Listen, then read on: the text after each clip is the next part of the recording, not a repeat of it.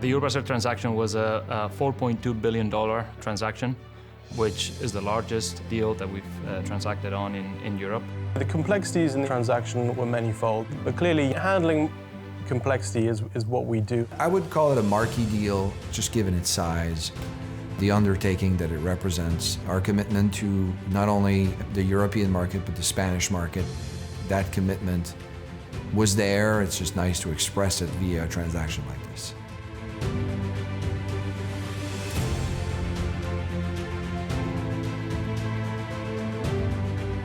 Urbaser is one of the leading environmental services suppliers, providers in Europe. It's a very clear number one in waste treatment in Spain. It provides the services across 25 countries globally. It employs about 50,000 people. It fit in the kind of investment criteria that we look for. It's not dissimilar to transactions we've been pursuing for a long time. And it's just an output of our process. Due to its size and diversification in 25 countries, it brings certain complexities that we had to overcome during our diligence process, which we successfully did.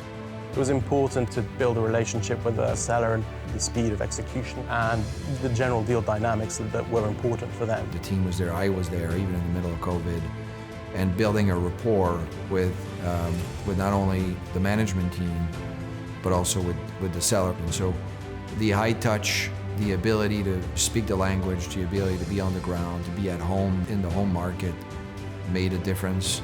There were about 30,000 documents uploaded into the data room. We weren't intimidated by the size or the complexity. In fact, we tend to think of that type of situation as giving us a competitive advantage. We can mobilize 20, 25 platinum professionals in a minute. If anything, we get more excited when we see that complexity. It's quite a landmark achievement in terms of due diligence execution, and that was very much recognized by the sell side here.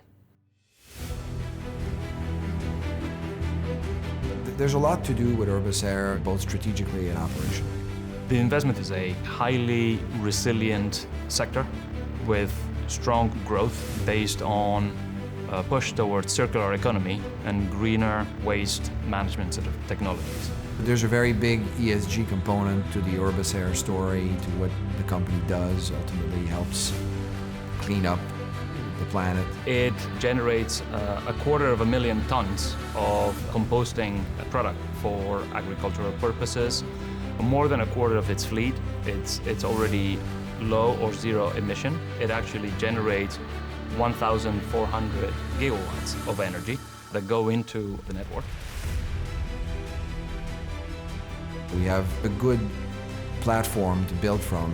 So there's clear potential to do M&A. There's going to be a lot of velocity out of the Urbaser, divestitures, add-ons, and it becomes a great partnership with our lead banks along the way, and hopefully a lot more deals to be attached to Urbaser buy and sell.